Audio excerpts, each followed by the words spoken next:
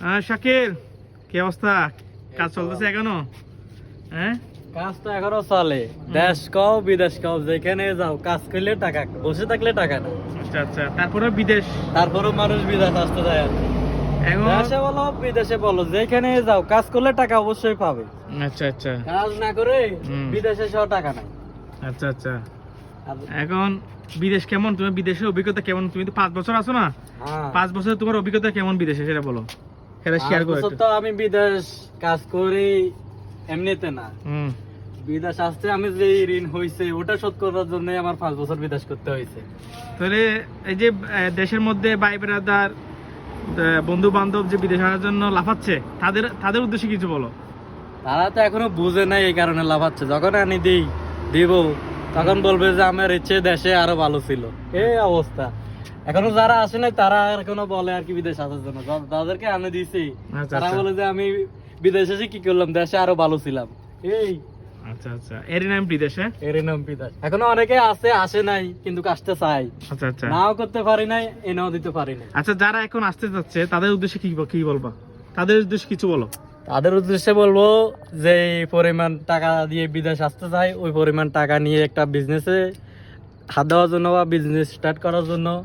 কারণ বিজনেসে লাভ হবেই যদি আপনার মেধাটা থাকে, ওই বিজনেসের প্রতি আইডিয়াটা থাকে, তাহলে অবশ্যই আপনার সেই বিজনেস সাকসেস হবে। হ্যাঁ, বিদেশ আপনি আসতেই পারেন যদি আপনার নিজস্ব কোনো একজন ব্যক্তি বিদেশে থাকে, তাহলে তার মাধ্যমে আসেন। কারণ হচ্ছে বিদেশ আসা মানে একটা মায়ের পেট থেকে শিশু জন্ম নেওয়া একই কথা। কারণ বিদেশে সবাই আছে ভিন্ন ভাষায়, ভিন্ন জায়গায়, বা এক এক জায়গায় এক এক সিস্টেম, এক এক জায়গায় এক এক কারণ থাকে, নিয়ম থাকে, ওগুলো আপনার জানা থাকবে না কারণ আপনি নতুন আসছেন। তো যারা অপরিচিত মানুষের সাথে মাধ্যমে বিদেশ আসেন, অবশ্যই একটু বুঝে শুনে আসবেন, আপনার সবগুলো যাচাই বাছাই করে নিয়ে আসবেন। কারণ হচ্ছে বিদেশ ভাই আমাদের দেশের মতো না। এখানে আপনার সাথে যদি কেউ 10 টাকা নিয়ে, আপনার হাত থেকে 10 টাকা নিয়ে ভেগে গেছে, আপনি ধরে তাকে একটা থাপড় দিবেন, ওই সময় ওর সামর্থ্যটাও আপনার নাই। কিন্তু আপনার দেশে অনেক বড় নেতা হলো কোনো কিছু কারণ নাই। আচ্ছা আচ্ছা। এটা বিদেশ। এখন কি অবস্থা? এখন তোমার এখন কোন পর্যায়ে আছো? এখন কি এখন অবস্থা? আলহামদুলিল্লাহ আমি মোটামুটি ভালো আছি, আমার ঋণ টিন শোধ হয়েছে, আমি এখন মোটামুটি ভালো আছি। এখন যা পরবর্তীতে আগামীতে যা যতক্ষণ থাকবো ততক্ষণ আমার ক্যাশ হবে, জমা হবে, আচ্ছা, আচ্ছা। তারপর সেগুলো নিয়ে আমি দেশে একটা বিজনেস করব, বিজনেস আচ্ছা, একটা আচ্ছা। খুলবো আর কি। আচ্ছা ঠিক আছে, এখন তুমি যারা বিদেশ আসতে যাচ্ছে ওদের উদ্দেশ্যে কিছু বলে তোমার শেষ করে দাও। বিদেশ আসতে পারেন বলছি তো, বিদেশ আসতে তো কোনো সমস্যা নেই। আপনার যেহেতু শখ আছে আপনি বিদেশ আসবেন, তো আসুন না, কিন্তু আসার সময় একটু ভেবে চিন্তে আসবেন। আপনি যদি দেশে 10,000 টাকা ইনকাম দেওয়া থাকেন, অবশ্যই আপনারা বিদেশ আসতে কম করে হলেও 3 লাখ টাকা খরচ হবে।